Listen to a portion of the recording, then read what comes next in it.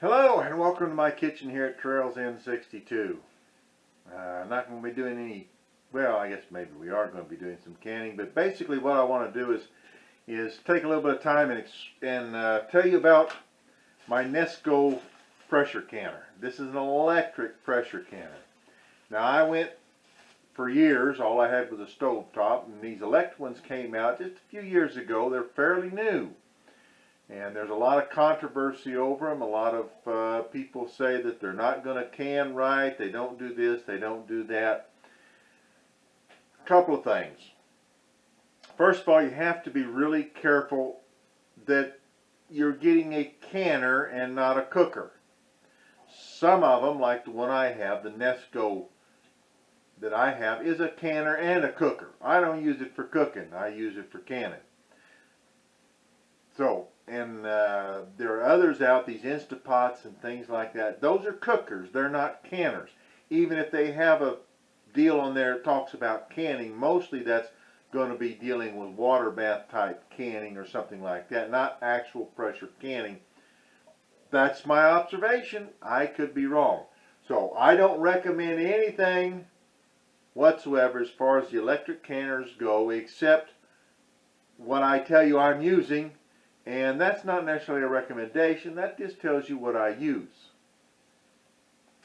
So, I did look through this and study on this, and I only found two electric canners that I think actually meet the criteria for a canner. One of them is a Presto. It's a little more expensive. The other is a Nesco. And this is also a Carry. Carry and Nesco, basically the same thing. If you look at the canner itself on the front, it's exactly the same except the word says Carry instead of Nesco. So, this is a Nesco canner that I'm talking about. I can't speak to anything else. I can't speak to any other brand or any other name or any other type. Okay? This is a Nesco that I've tried, that I use, that I like. Now, the first thing about the Nesco canner you need to do is you need to read the instructions.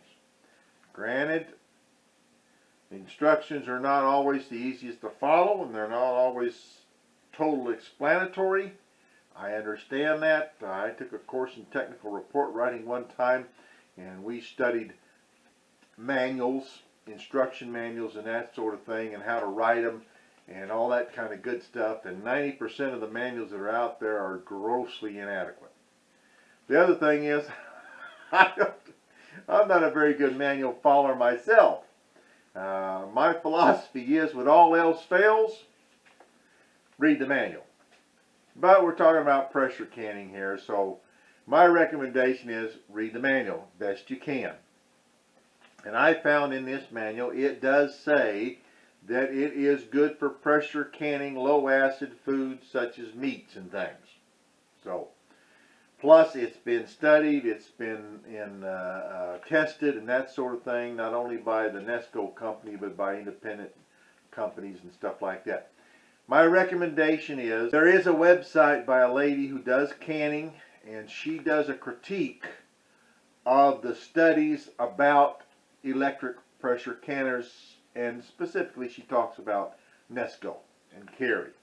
So I'm going to put that link in the description of this video, and if you want to and should go to it and see what she says about it, because she uses facts and information that's legit and it makes sense and it's easy to follow. So I do highly recommend that, and that way I don't have to go through it all. So it talks about the University of Utah extension study and that sort of thing. So I'll put the link in the description down here, and you can go to it and go. It's not a very long video, but it's very informative and gives you the background. She uses a Nesco canner also. Now, a couple of things about the Nesco canner I want to point out. It comes with two pressure weights. The black pressure weight is the one that comes on the canner. This is a 10-pound pressure weight. It's designed to use for under 1,000 feet of elevation. In other words, if where you are processing these at is under 1,000 feet above sea level, then you use the 10-pound weight. If where you're canning at, like me, is 1,000 feet or over sea level, then you use the green weight that comes with it. This is the 15-pound weight. Now I'm barely over 1,000 feet. I think 1127, I'm not sure. But it's over a little over 1,000 feet. Not much, but a little bit. So in that case, I use the 15-pound. The canner itself, it comes with a rack for the bottom of it. Let me just show you here. Oh, it's over here. It comes for a rack in the bottom of to put in the bottom of it. Always can with your rack in. I don't care whether it's an electric canner or whether it's a stovetop canner. Put a rack in, or even if it's water boiling, put a rack in it. You don't want your jars sitting right on the bottom. You want a little dissipation of the heat there underneath the jars.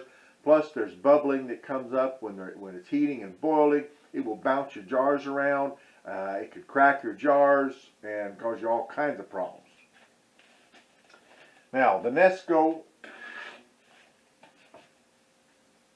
let me just show you here what I've got.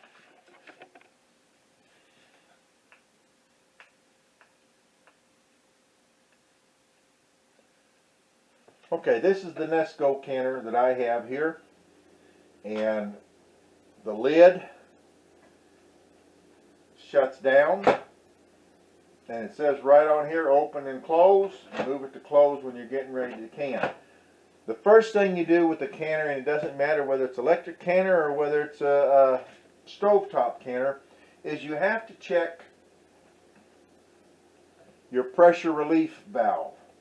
That's up here. This is where the weight goes. Make sure that it's clear. Always check that. You can shine a flashlight through it if you want to. You can check it out and see. Open it up, shine a light through it in here, and you can see that it's clear. Make sure it's clear. The other thing is always check your rim. Always check your seal on your rim. Make sure it's free from obstructions.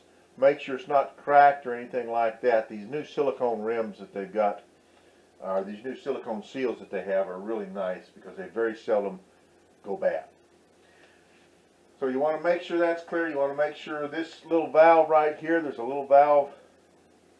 I don't know if you can see it there or not. I think it gets out of focus if I get too close. Let's try that. Okay. There's a little valve right here. This is the valve that seals at a certain pressure, and it's got a little silicone seal around it. Check that, make sure it's all right. And that sets behind your pressure valve right here. And that'll pop up and close during the process. And that kind of helps, is at a minimum, to a certain temperature, a certain pressure, that'll close. Alright, so we want to make sure that our valve is, or our weight is on. It just plugs down on there, pops down on there, it's spring loaded. There's a spring inside here.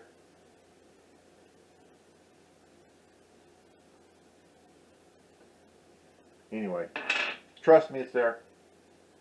Put that on. So basically it's really pretty simple to use. The valve has a writing on it to let you know airtight, exhaust, exhaust, and it simply turns. Airtight, facing this way, facing that little valve I told you about. And when you turn this lever, you turn it this way or you can turn it the other way, it says exhaust. Turn it this way, same thing, it says exhaust. That's what you need to start on. That lifts it up so that there's no pressure, no weight on the pressure release, and then flip it down where this is straight, and that's airtight. In addition, this is your interior pot. It comes out. Now, you will notice on it, I don't know if you can see it there or not, you'll notice on it, it has some markings on the inside. I've determined those markings are primarily for cooking, because when you put this in, it specifically calls for 8 cups of hot water to do your pressure canning. Your rack in the bottom of it, in there, and then 8 cups of hot water. When you pour 8 cups of hot water in this, and you look at those markings, it only comes up to the 6 mark. I use a measuring cup that has 8 cups, and I pour that in. It's 8 cups. It only comes up to the 6 mark. So when you're filling it with 8 cups of hot water like the instructions call for when you're pressure canning, measure it and pour it in. Don't go by these markings in here because they'll throw you off. Now that pot just sets down inside there, and your rack goes down inside of that. Now it's really quite simple to use, and I'm going to can something here, and I'll show you exactly what you go through. But that's the basics of it. The other things is basic canning principles. Number 1, when the canning time is done, leave it alone. Never mess with your weight on top. Don't try to hasten the exhausting. Don't try to hurry it along. This is real good because when the time is up, it just shuts off. Turns off. It's still plugged in, but it turns off. Just leave it alone. You don't have to worry about it. You want to leave it in here. It will take, then the book tells you recommended times that it takes to do.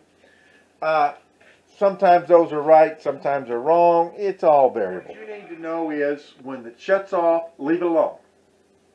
It may take 30 minutes, it may take 60 minutes, it may take 90 minutes for it to cool down on its own.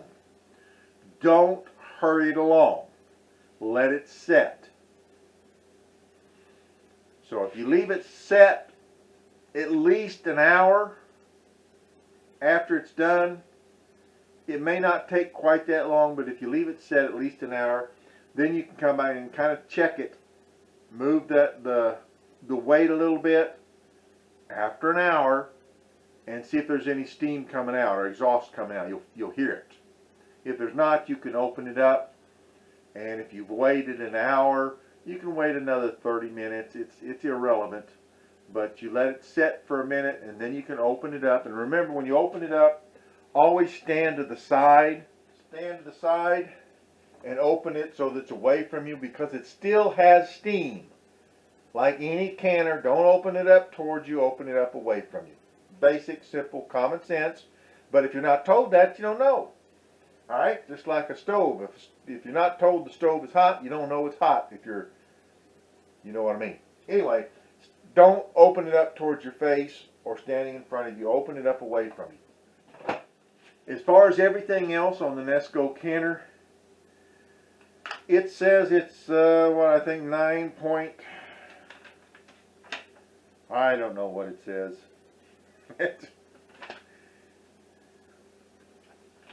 9.6 gallons or something like quarts or something like that. Any canner, forget what it says about the size, other than relationship to how many jars you can put in it. You buy one that sits on the stove, it says 23 quart, 21 quart. It doesn't mean it holds 21 quarts of jars. It means it holds 21 quarts of liquid. Same with this, okay? So, basically, and if you read the instructions, it tells you this will hold 5 pints. It recommends wide mouth pints. Why? I don't know. I use regular mouth and wide mouth. Doesn't make any difference. I think it's kind of like because the lids get closer together. There's still enough space between because they're a little tapered. But the lids fit a little closer together. Keeps them from moving around so much. But I use regular mouth in there and I don't have any problem with it moving around at all. So, why they recommend wide mouth, I don't know. They just recommend wide mouth. But you can use regular mouth in there. It doesn't matter. So, it will hold 5 pints. It will hold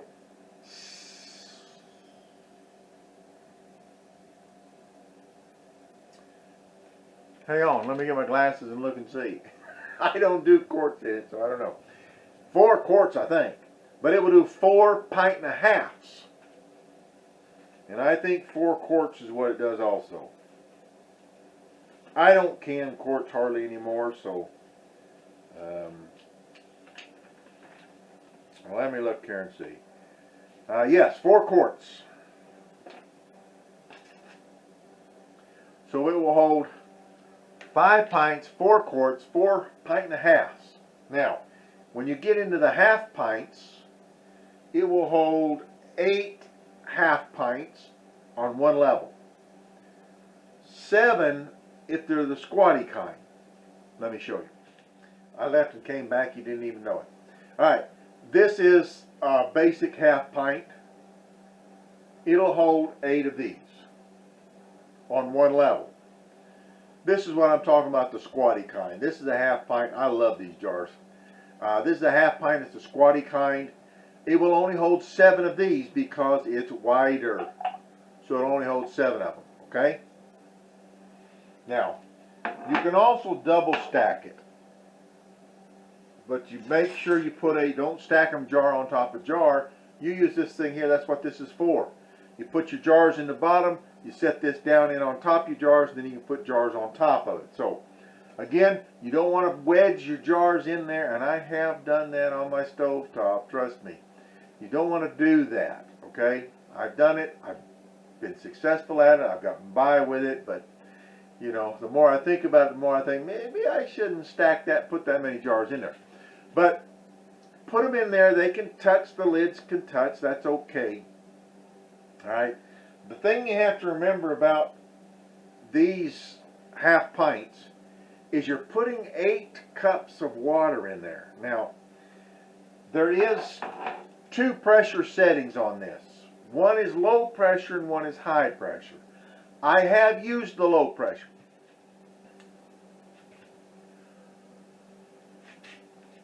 So, this is the low pressure canner and this is the high pressure canner.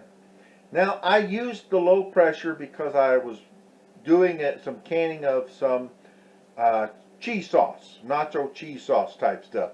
And I was looking at this video where the lady was actually using a Nesco to can that. And this is not a recommendation. I'm still experimenting with it. It's been a few weeks and I've ate several jars. So far, so good. But we may get to that later on. But that's when I use the low pressure. But when you read the book doesn't tell you to use any less water. And I made them in these little half pints and some of these little half pints. But it doesn't tell you to use less water in it. It actually doesn't tell you anything about the low pressure side of this at all. Except it's there. I don't know, but that's all it says. So next time I can some queso, some cheese sauce, I'm probably going to go ahead with the high and do it that way instead. It may overcook it, I don't know. We'll see. I'm still in the experimental process on that. But anyway, so it does have a low pressure and a high pressure. Either way, there's nothing in the book that says to use when you're pressure canning. I think it talks about it in steam canning. When you're pressure canning, there's nothing in there where it says to use less than 8 cups of hot water when you're pressure canning. If you are canning with the half pint, you can double stack it. Now, one thing that I found that you need to be careful with, and that is when I double stack mine,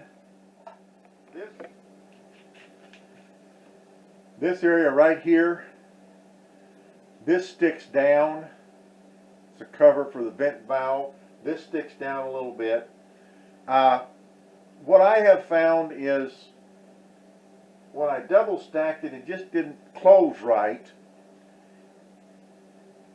And I think what it had to do is with the lid, when I closed it, it turns, that sets that over here, and I think the jars interfered with it.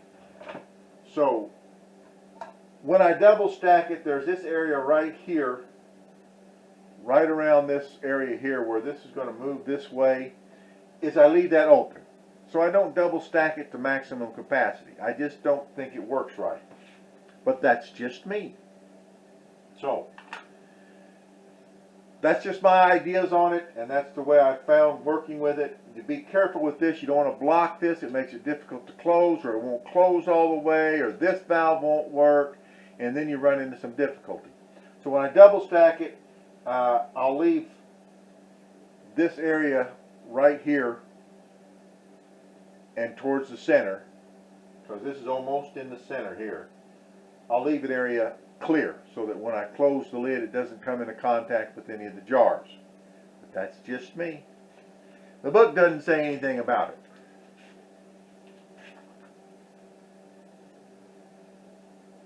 Alright, I think that about covers the general stuff about the canner. I'm not going to go into the cooking part. I'm not going to go into the water bathing part. I'm not going to go into the steaming part. I don't use them. I have another electric pressure cooker that I use if I do any electric pressure cooking. This is my canner. That's what I use it for. The main thing is, make sure you don't try to can with the cooker. It doesn't work. It doesn't get to that pressure, maintain that pressure and heat, especially the heat, internal heat, that it has to have in order to can properly. Alright. I'll go over how to actually do it. I'm going to make something up and actually can something, so I'll go through the steps on exactly what you do to can it and the steps that you have to. It's really quite simple. Once you get the dynamics of it down and understand how to use it and what everything is, it's really fairly simple. When you go to canning, you're going to use 3 buttons.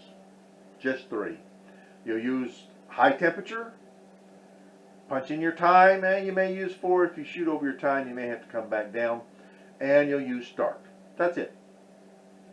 Other than that, it's pretty simple done. You don't have to do much except move the weight from exhaust to airtight and let it do its own thing. So that's pretty much the basics of it. One other thing I might mention is on the weight.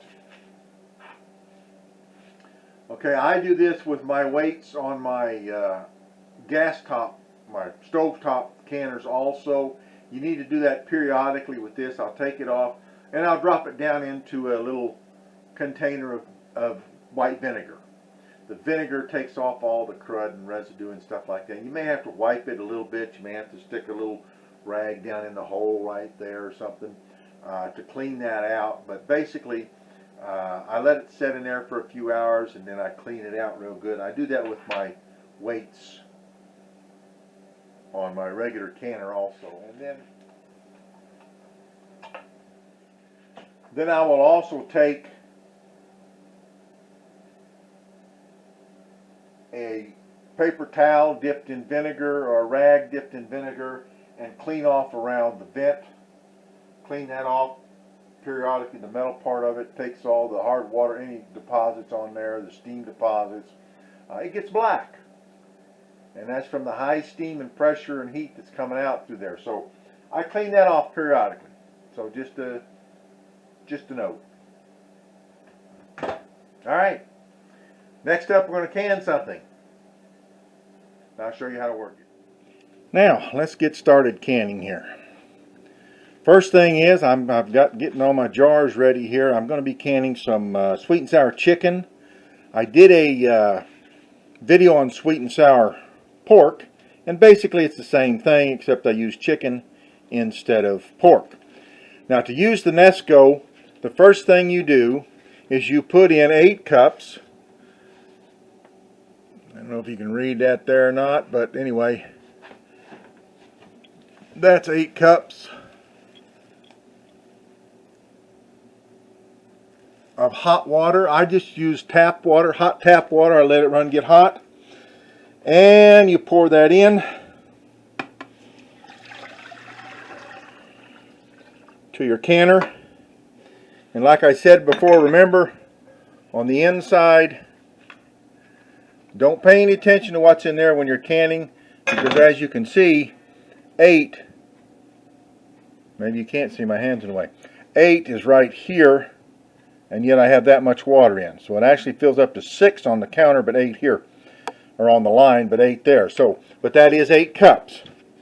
Then the other thing I do is I put in the rest of my vinegar that I use to wipe my rims. because I have extremely hard water. And then we put our jars in the canner. So there we have our jars in the canner, 5-pint jars. And as you can see, they're regular mouth, they're not wide mouth, although the instructions say recommend wide mouth. I don't know why, but they do. But you can use regular mouth in here. So they're in there. I already checked my vent, and I checked that and checked my ring and my seal and everything like that. That's all been checked. And I closed the canner down. Turn it over to close, which is a locked position. I make sure that my vent is on exhaust.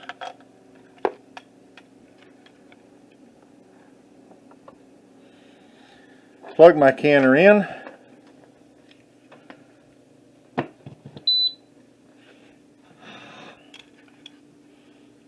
And then we're ready to go. Now, I do have my canner set out where it's not steaming underneath my cabinets, because it will pretty much steam the whole time once it gets started. Sometimes it does, sometimes it doesn't. It kind of depends on how it works inside. Now I'm going to punch high. When you're pressure canning, you always punch high. Then I'm going to do the time. These are pints with meat in them. So it's going to be 75 minutes. I know that beeping is annoying. 75 minutes, and then I punch start. Now that will do that until it reaches a time where it's generated enough heat and steam started in there and it started flowing. Then it'll start the 10-minute countdown. So you don't have to worry about doing that like you do in a regular stovetop canner. Now if there's a problem, if something happens, you will get E's across there, which means error. And when that happens, you just take everything out, start over. Alright? So we're going to let that go till the 10 minutes comes up. And I'll clean up my mess in the meantime. Now, one thing you need to understand when you're doing this, like with any canning process, this takes a certain amount of time. It's not precise. It'll change. Depends on how hot your jars are, how hot your water is, and different things like that. So you just have to be patient. When it gets up there, it'll start releasing the steam and start to count down at the proper time. You just have to have patience. Never try to hurry it along. Just a word of caution. Okay, now it's been just a little over 12 minutes, something like that. 12 or 14 minutes. Maybe as much as 15 minutes. Steam's coming out both ports here, but mostly here because that's the low pressure valve that will seal before it builds up the pressure. And as you can see here, the 10-minute countdown has started. It says E10. That means exhaust 10 minutes. E stands for exhaust. So that will start counting down. And then when it gets to 0, it will beep again. Now it did beep. When it first came on, it beeped so that you know it. And then it'll do it all. So you don't have to do anything. It's just letting you know it's at the 10-minute countdown. As we can see here, the low pressure valve has closed. That's the low pressure exhaust valve. It closed, sealed. There's no steam coming out of there. Now it's all coming out here. My exhaust is open. And it will build up or let that steam out for 10 minutes so it steams real good. That's pushing the air out. And so that'll count down to 0 and then it'll beep again.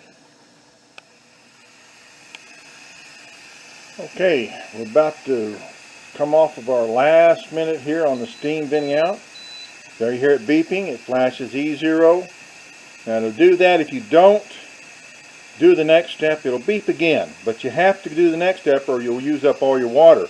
So when it beeps, within just a minute or two at least, then you need to come over here and you flip this over to airtight. Now that seals the vent. Notice there's no steam coming out. That seals the vent. And then it will start building up pressure again here in a minute. See, it's still flashing E0, and it'll do that for a little while. It gives you some time after the 10-minute goes to come in before it'll go to, well, it'll start using up more water inside. You don't want that, but I think it'll go to an error. I couldn't say for certain. I've never let it go on that far. So The object is don't let it go. Keep an eye on your 10 minutes. Just because you have an electric canner sitting on the counter and it's a lot easier to use, there's a lot less worry about it and work to it, doesn't mean you walk off and leave it. Because when this starts flashing E0, you've got to turn that over to airtight, or it'll continue to pour out steam, and that'll use up your water inside. Your canner will go dry, and then you're in all kinds of trouble. That will ruin your day. So anyway, it'll start here in just a minute after it starts building up steam, pressure inside. And then that will go off, and it'll start doing the runaround thing again. And then it will do that until it builds up enough pressure. When the pressure up in there gets to, in my case, 15 pounds, then the timer will start. Okay, there it goes. The E0 has quit flashing and it started to go to the little runaround lights. And like I said, it'll do that until it builds up 15 pounds of pressure in there. Or if you have the black one on there, in that case it'll be 10 pounds of pressure until it builds up the right amount of pressure. Then it will automatically start to count down. So you're good to go now. Keep an eye on it. It is a pressure canner. But you're pretty much good to go. It'll do all the timing itself. You don't have to time it or wait for the jiggler to start jiggling to time it or anything like that. It'll take care of all that itself. And it'll count down, and once it gets down, it'll shut off. So we'll be back when it starts counting down. Okay, our pressure got built up enough. It beeped, and the timer starts at 75 minutes. These are for pints. Quarts, of course, you'll do for 90 minutes when you're putting meat or bean product in there.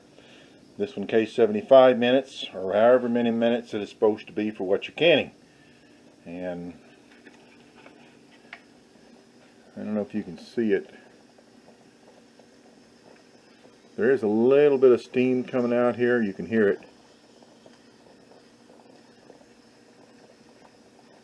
And that's normal. It'll probably steam come out, and here you can see some steam.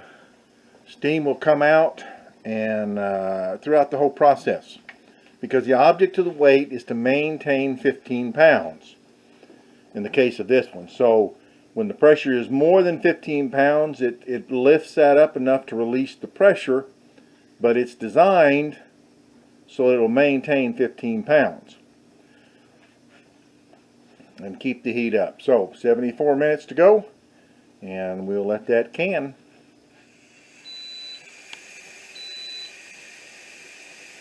Okay, so it's done the 75 minutes. It beeped, and as you can see, it says off. So the machine has turned off. Now at this point in time, you do nothing whatsoever, except if you want to unplug it, you can unplug it, because it's already shut off. Now you're going to leave it set. It may take an hour, it may take 90 minutes, but it doesn't hurt to let it set for an hour and a half. That won't hurt it. Okay? You need to be careful. You don't want to try to hurry along the depressurizing process. Like in any canning procedure, even on stovetop, you let it go down naturally. You don't hurry it. Let it go naturally. Alright, that's very important. You can cause siphoning, and you can cause problems with your jar sealings because of it and everything like that. So same as regular stovetop canning. Again, I know this takes time, but take the time. Better to do it right, have your jars processed correctly, than to mess up your jars and do all of that for having to start over. Okay, so we're going to let it go down. You can hear the steam is getting softer and softer, but like I said, it will take it, because this is still sealed. It's still on airtight. I haven't changed it, not going to. Leave it alone. Eventually, this here little pressure relief valve here will fall down and give way. When that happens, generally your steam pressure is gone. But still leave it set. I recommend probably an hour and a half, 90 minutes to leave it set. I know that takes time, but it's the same thing in your stovetop canner. It takes time to depressurize. Leave it go, it won't hurt anything, and you better be a little longer than cause siphoning and jars not sealing. Alright, so we're going to let it set and come back a little later. Okay, it's been 90 minutes, well, a little over 90 minutes, and I've checked the pressure canner and I don't hear anything. That is, I checked and listened close. I didn't hear any more steam coming out. This vent's down, so I just slightly move this one a little bit and see if anything comes out. I don't hear anything, so I turn it over to exhaust. Nothing coming out. Like I said, it's been a little over 90 minutes. And there you have it. So I'm going to open it up, standing away from the opening because it'll still have steam in it.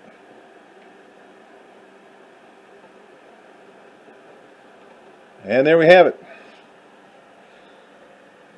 All done but the eating. So that's the Nesco Canner. It's also Carry Canner. I think they're both basically the same thing. At least that's what I've seen and understood. And that's how you do it. It's really pretty simple. Hope you enjoyed it. Till next time. From my house to yours. From my kitchen to your kitchen. God bless.